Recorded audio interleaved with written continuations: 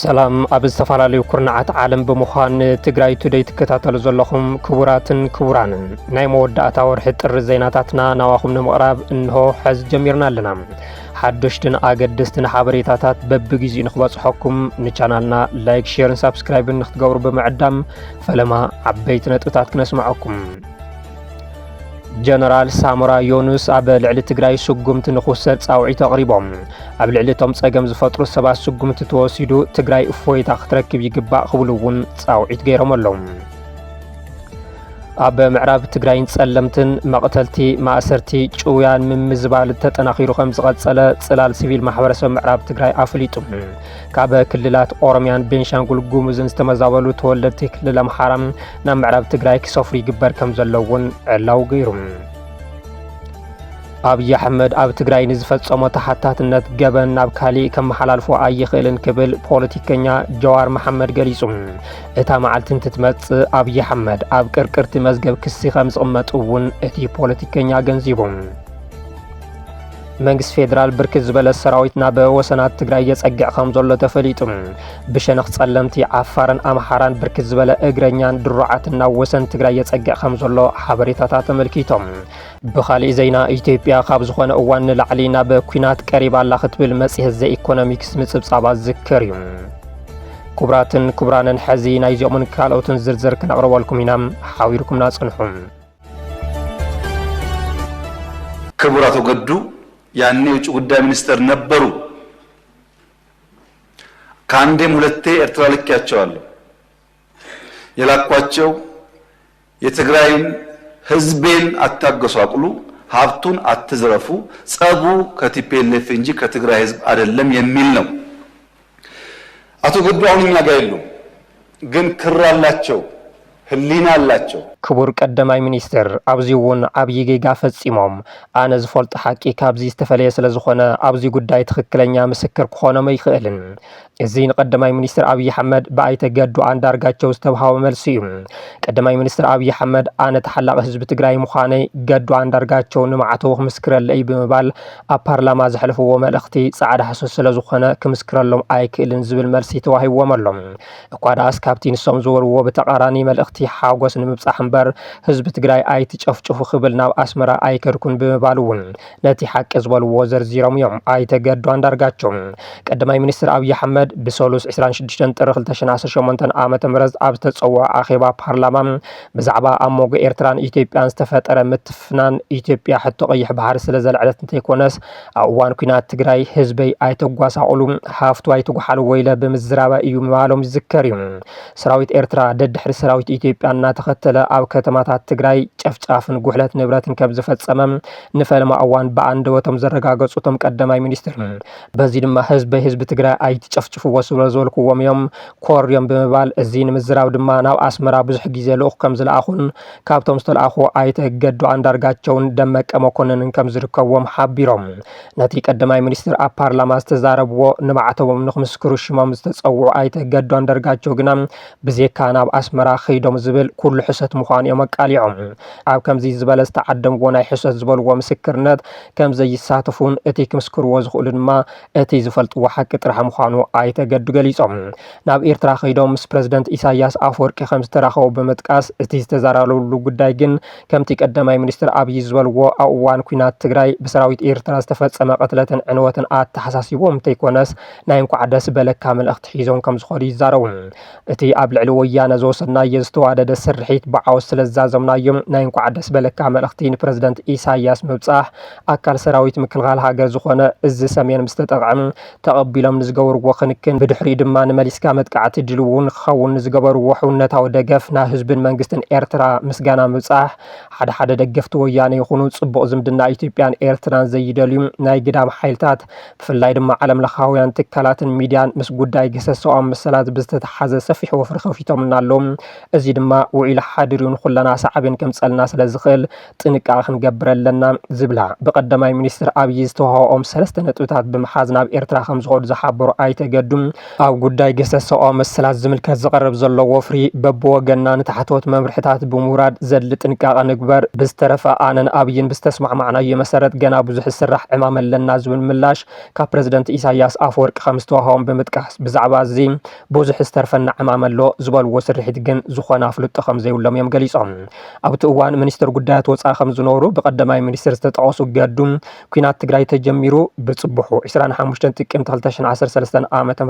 ካብ ሓላፍነቶም ከም ዝተለዓሉ ብምዝኻር እዚ ዝወፀሉ ቅጥፈት እዩ ብምባል ነቲ ፍጹም ሕሰት ዝኾነ ዘረባ ኣብይ ገሊፆምዎም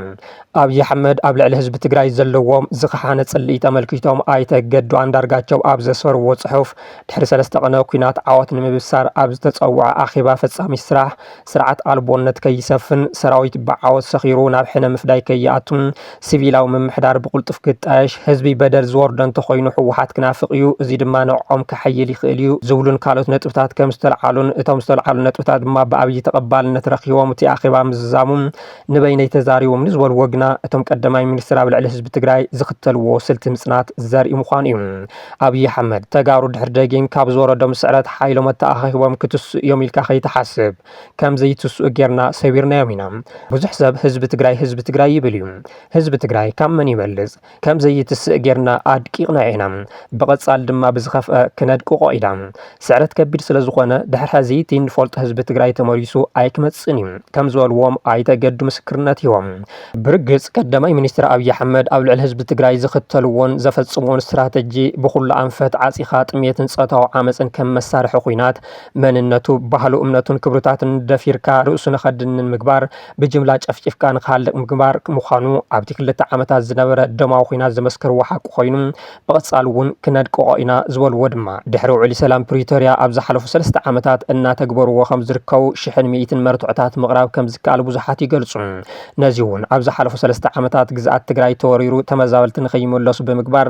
ሬድኤት መሰረታዊ ሸቐጣትን ነዳድን ናብ ትግራይ ንኸይኣቱ በጀት ብምክልካል እናፈጽምዎ ዝመፁ ገበን ኣብዚ ቀረባ ድማ ባንክታት ንኽዕፀውን በረራ ኣየር ንኽቋረፅን ብምግባር ነቲ ህዝበይ ብምባል ዝተላገፅሉ ህዝቢ ትግራይ ብድሮን ክጭፍጭፍዎ ጀሚሮም እዮም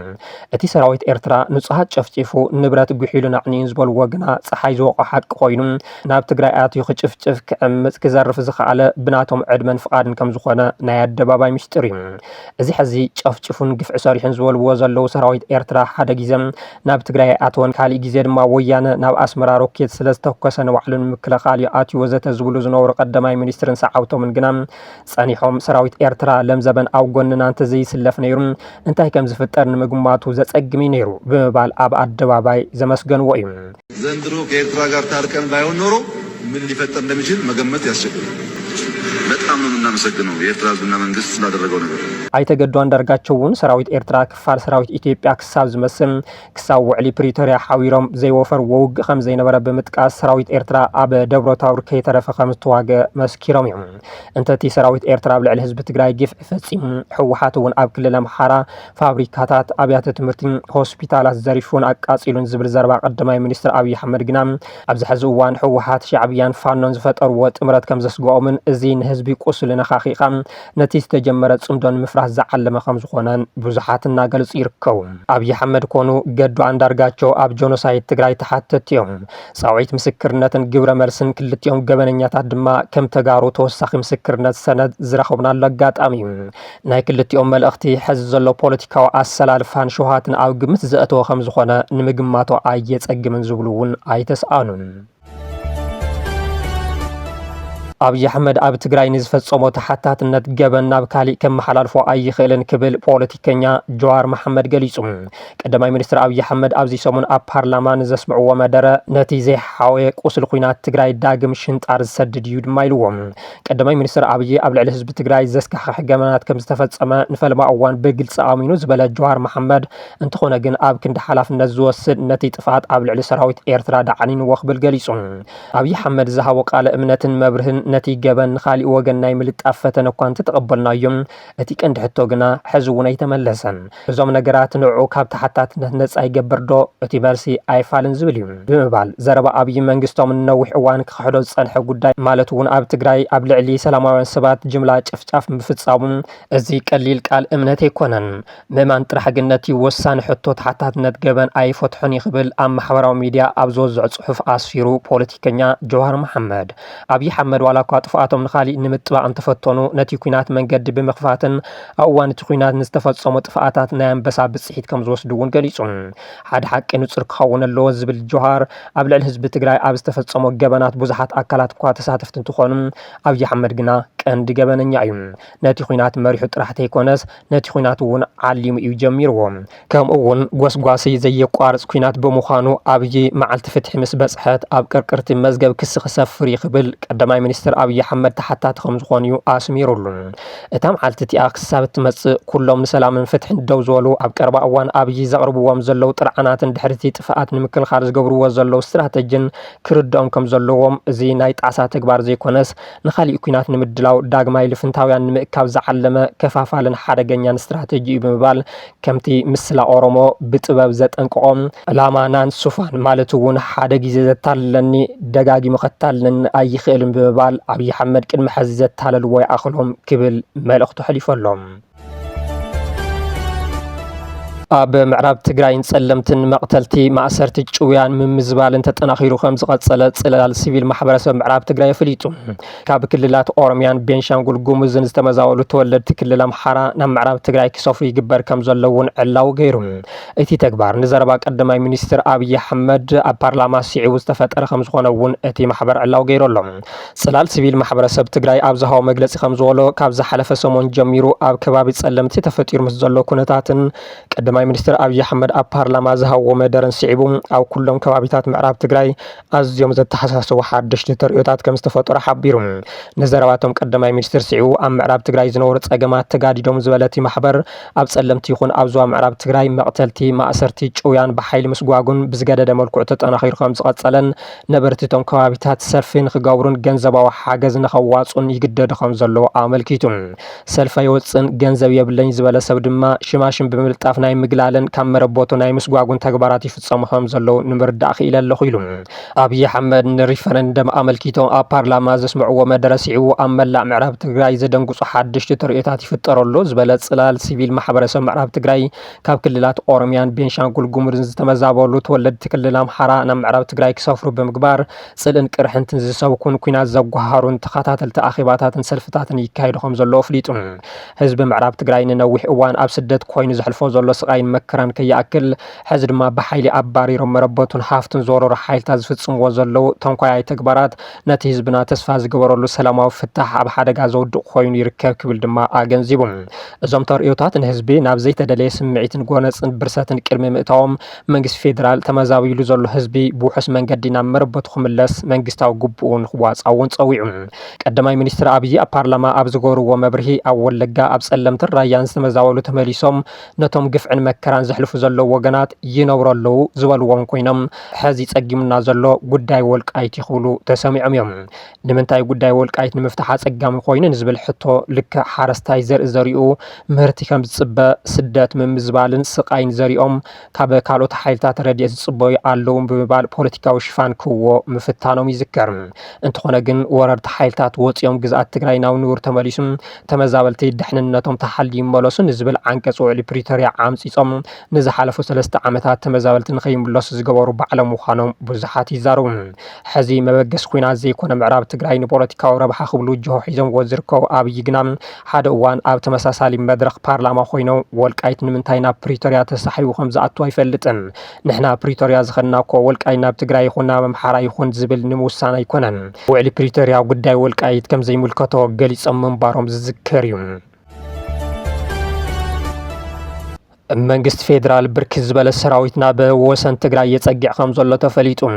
ብሸነኽ ጸለምቲ ዓፋርን ኣምሓራን ብርክት ዝበለ እግረኛን ድራዓትና ወሰን ትግራይ የጸጊዕ ከም ዘሎ ሓበሬታታት ኣመልኪቶም ብኻልእ ዜና ኢትዮጵያ ካብ ዝኾነ እዋን ንላዕሊ ናብ ኩናት ቀሪባላ ክትብል መጽሔት ዘ ኢኮኖሚክስ ምጽብጻባ ዝከር እዩ ዝተፈላለዩ መረዳእታታት ከም ዘመልክትዎ ብርክት ዝበለ ሰራዊትን ኣጽዋርን ሰራዊት ምክልኻል ሃገርና ወሰናት ትግራይ ይጽጋዕ ከም ዘሎ እዩ እቲ ምጽጋዕ ሰራዊት ብወገን ጸለምትን ወልቃይትን ከም እውን ዓፋርን ክልል ኣምሓራን ከም ዝኾነ ዝሕብሩ ፍልፍላት እዚ ድማ ኣጋር ሰራዊትን ከበርተ ጽዋራትን ሓዊሱ ድራዓት ኣጽዋር ዘካተተ እዩ እቶም ፍልፍላት ከም ዝሕብርዎ ድሕርቲ ናይ ጸለምቲ ዝነበረ ውግእ ሰራዊት ኢትዮጵያ ናብ ትግራይ ሰፊሕ ምንቅስቃስ ይገብር ኣሎ ብዝተፈላለዩ ምስልታት ተደጊፎም ዝወፁ ዘለዉ ሓበሬታታት ከም ዘመልክትዎም ብርክት ዝበላ ፓትሮላት ተሽከርከርቲ ሰራዊትን ኣጽዋርን ብምጽዓን ናብ ጸለምትን ዓፋርን ይጓዓዛ ኣለዋ ካብዚ ብተወሳኺ ሓይሊ ዓፋርን ኣምሓራን ብኩለ መዳይ ንኽዳለውን ናብ ወሰናትን ክጽጋዕን ትእዛዝ ከም ዝተውሃቦ እቶም ፍልፍላት ኣረጋጊጾም ኣሎም ብሸነኽ ወልቃይት ንባዕሉ ዋርድያ ተከዘ ብዝብል ዝጽዋዕ ወራራ ሓይሊ ብወገን ጸለምትን ዓፋርን ድማ ንባዕሉ ሓይሊ ሰላም ኢሉ ዝጽውዕ ዕጡቕ ትግራይ ኣብ ጎኒ ሰራዊት ምክልኻል ሃገር ንኽስለፉ ምድላዋት ከም ዝተወድኡ እቶም ፍልፍላት ኣረጋጊጾም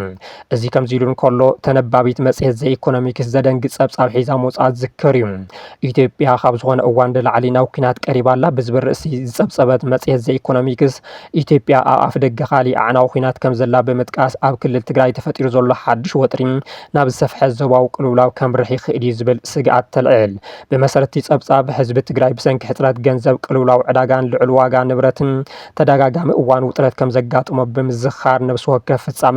ነቲ ኣማኢት ኣሸሓስባ ዝቐጠፈ ኩናት ዘዘኻኽር ይመጽእ ከም ዘሎ እቲ ጸብጻብ ይሕብር ኣብ መወዳእታ ወርሒ ጥሪ ዝተፈጠረ ሓድሽ ወጥሪ ድማ ዳግማይ ኩናት ክለዓል ይኽእል እዩ ዝብል ስግኣት ዓብዪ ከም ዘሎ ኣመልኪቱ ሓደጋ ዳግማይ ኩናት ልዑል ምዃኑ ዘጠንቀቐት ጸብጻብ ቀዳማይ ሚኒስትር ኣብይ ኣሕመድ 26 ጥሪ ኣብ ፓርላማ ናብ መራርሓ ህወሓት ንኢትዮጵያ ከጥፍኡ ዝዳለዩ ከዳዓት መዋሎም ካሊእ ጎስጓስ ጽልኢት ምዃኑ ሓቢሩ እታ መጽሔት ንሓደ በዓል ስልጣን ህወሓት ብምጥቃስ ከም ዝጸብጸበቶ እንተኾይኑ ሰራዊት ኢትዮጵያ ብሙሉእ ሓይሉ ናብ ትግራይ ይንቀሳቐስ ኣሎ ብምባል ፖለቲካዊ ትዕግስቲ እንተዘይተገይሩ ካሊእ ኩናትን መስካሕካሕ ኩነታትን ክፍጠር ከም ዝኽእል ኣጠንቂቖም እዚ ሕዚ ዘሎ ቅልውላው ካብቲ ዝሓለፈ ኩናት ብዘይተፈትሑ ጉዳያት ዝመጽእ ምዃኑ ብምሕባር ቅድሚ 5 ዓመት ዝተፈጠረ ኩናት ስዒቡ ሓይልታት ኣምሓራ ንምዕራብ ትግራይ ብምውራር ብኣማኢት ሽሓት ዝቁፅሩ ተጋሩ ብግዴታ ክመዛበሉን ክሳብ ሕዚ ኣብ ማዓስከራት ንኽነብሩን ከም ዘገደዶም ጠቒሱ ብመሰረት ጸብጻብ ዘ ኢኮኖሚክስ ኣብ 2016 ናብ ጸለምቲ ዝተመለሱ ተጋሩ ተመዛበልቲ ስግኣትን መጥቃዕትን ከም ዝበጽሖምን መብዛሕትኦም ተመዛበልቲ ድማ ዳግም ንኽምለሱ ከም ዝተገደዱን ሓቢሩ ብመሰረት እታ መጽሔት ሓይልታት ፌደራል ካብቲ ናይ ዝሓለፈ ሰሙን ጎነፅ ጀሚሮም ሰራዊትን ከበድቲ ጽዋርን ናብ ትግራይ ዝዋሰኑ ከባቢታት ከዋፍሩን ከሎም ኣብ ደቡብ ትግራይ ድማ ኣብ መንጎ ሓይልታት ህወሓትን ደገፍቲ መንግስቲ ዝኾኑ ምልሻታትን ውግእ ይቕጽል ከም ዘሎ ትሕብር ይኹን እምበር ሰላም ንምሕላው ህፁፅ ጻዕሪ እንተዘይተገይሩ ኣብ ትግራይ ዝሕደስ ኩናት ቀልጢፉ ናብ ዞባዊ ዕንወት ከብጽሕ ይኽእል እዩ ብምባል ኣጠንቂቖሎ እቲ ጸብጻብ ሰራዊት ምክልኻል ሃገር ኣጽዋር ጸዓነት ተሽከርካሪት ኣብ ክልል ኣምሓራ ሒዘ ክብል ገሊጹ እታ ተሽከርካሪት ካብ ከተማ መቐለ ዝተበገሰት ምዃና እውን ጠቒሱ ብመሰረት ሓበሬታ ሰራዊት ምክልኻል ፌደራል ቁጽሪ ታርጋ ኣዲስ ኣበባ 8859 ዝኾነት ተሽከርካሪት ካብ ከተማ መቐለ ብምብጋስ ብከተማ ኮረም ኣቢላ ናብ ክልል ኣምሓራ እንትትኣቱ ምስ ሓበራዊ ሓይሊ ምምሕዳር ዋግ ሁመራ ኣብ ዝተኻየደ ፍተሻ ከም ዝተተሓዘት ሚድያታት እቲ ስርዓት ይቀባበሉ ኣለዋ እታ ተሽከርካሪት ናብ ክልል ኣምሓራ ብምእታው መንግስቲ ነቲ ኣኽራሪ ጉጅለ ኢሉ ዝጸውዖ ዕጡቕ ሓይሊ ፋኖ ተተኳሲ ንምብጻሕ ትንቀሳቐስ ከም ዝነበረት ብምሕባር ኣብቲ ከባቢ ተወፊሮም ብዝርከቡ ሓይልታት ምክልኻል ሃገር ኣብ ቁጽር ከም ዝወዓለት እዩ እቲ ሓበሬታ ዘመልክት ነቲ ክሲ ስዒቡ ክሳብ እዚ ዜና ዝዋደድ ብወገን ጊዜያዊ ምምሕዳር ትግራይ ይኹን ውድብ ህወሓት ዛጊድ ዝተባሃለ ግብረ መልሲ የለን ሰራዊት ምክልኻል ሃገር ከምዚ ዓይነት ክሲ ንትግራይ እንተቕርብ እዚ ፈላማይ ከም ዘይኮነ ዝጠቕሱ ገለ ወሃብቲ ርእቶም እዚ ክሲ ነቲ ተሓሲቡ ዘሎ ዳግማይ ወራር ቀብዲ መትሓዚ ይብሉ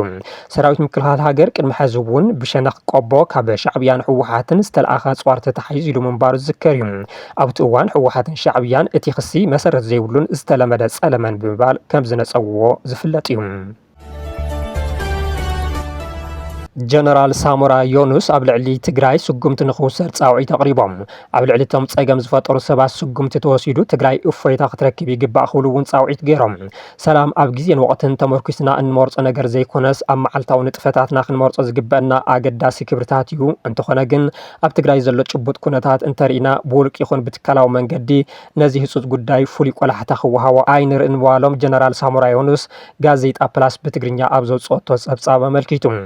ነበር ኢታማዦር ሹም ጀነራል ሳሞራ ዮኑስ ዘላቀን ውሕስን ሰላም ክመጽእ ዝኽእል ሰላም ኢልና እንጽውዖም ጸገማት ንሕና እንብሎም ጸገማት ንምፍታሕ ሓቀኛ ተወፋይነት ምስ ዝሉ ጥራሕ እዩ ዝበሉ ኮይኖም ሰላም ማለት ልምዓት ሰላም ማለት ትምህርቲ ማለት እዩ ሰላም ንኹሉ ኣገዳሲ ስለ ዝኾነ ካብዚ መሰረታዊ መትከል መሰረት ብምግባር ነዚ ኣገዳሲ መሰረታዊ ክብርታት ዝዕንቅፉ ኣካላት ኣድላይ መረምታ ሙሳድ ኣገዳሲ ኢሎም ኣብ ትግራይ ፖለቲካዊ ኣፈላላይ ምስ ዝፍጠር ነቲ ኣፈላላይ ብጸቢብ ጉጅላዊ ረብሓ ጥራሕ ብምርኣይ ብሓይሊ ክፈትሖ ምፍታን ጠቃሚ ከም ዘይኮነ ዝገለጹ እቶም ጀነራል ሓይሊ ከም ናይ መወዳእታ መማረፂ ምርኣይ እምበረቶም ኣለዉ ዝበሃል ጸገማት ብዘተን መርዳእን ክፍታሕ ከም ዝኽእሉ ምእማን ከም ዘየለ የረዱ ጀነራል ሳሞራ ክንደይ ግዜ ይወስድ ብዘይገድስ ኣማራፂ ሰላም ቀዳምነት ምሃብ ወሳኒ እዩ ካብ ሰላም ዝጥቀም ድማ መላእ ህዝቢ ጥራሕ እዩ ካብ ኩናት ዝጥቀሙ ድማ ካልኦት ጥራሕ እዮም ክብሉ ተሓላቂ ሰላም ኮይኖም ምቕራቦም ተገሊጾሎም ቀጺሎም ኣብ ልዕሊ እቶም ሰላም እቲ ክልል ዝዘርጉ ግቡእ መረምታ ስጉምቲ ክውሰድ ዝብል ሓሳብ ዘቕረቡ እንትኾኑ እቲ ስጉምቲ ዝበልዎ ኣበየኖት መራሕቲ ከም ዝውሰድን እንታይ ዓይነት ስጉምቲ ከም ዝኾነን ግና እቲ ጸብጻበ ይጥቀሰን ካብ እዋን ህዝባዊ ናዕቢ 2008 ዓመተ ምህረት ጀሚሮም ኣማኻርን ደጋፍን ኣብይ ኣሕመድ ከም ዝነበሩ ዝሕመዩ ጀነራል ሳሞራ ዮኑስ ኣብ እዋን ወራር ጆኖሳይድ ትግራይ ቀንዲ መማኸሪት ስርዓት ከም ዝነበሩ ይንገር ጀነራል ሳሞራ ንዝቐረበሎም ክሲ ንምክልኻል እኳ እንተፈተኑ ካብ ቀረባ እዋን ጀሚሮም ኣብ ጉዳይ ትግራይ ዝህብዎም ዘለዉ ርእይቶታት ግና ቀንዲ ሓላይ ህዝቢ ትግራይ ዘምስሎም እዩ ይኹን እምበር ሕዚ እውን ኣማኻሪ ፊልድ ማርሻል ቡርሃን ጁላ ከም ዝኾኑን መንግስቲ ፌደራል ኣብ ልዕሊ ትግራይ ዳግማይ ኩናት ንኽውልዕ ይደፋፍኡ ከም ዘለውን ይውቀሱ ክቡራትን ክቡራንን ንሎም ዝሓዝናዮም ዜናታት ነዚኦም ይመስሉ ነይሮም ስለ ዝተኸታተልኩምና ኣዝና ብምስጋን ኣብዚ ክንፍለየኩም ሰላም ልዋም መዓልቲ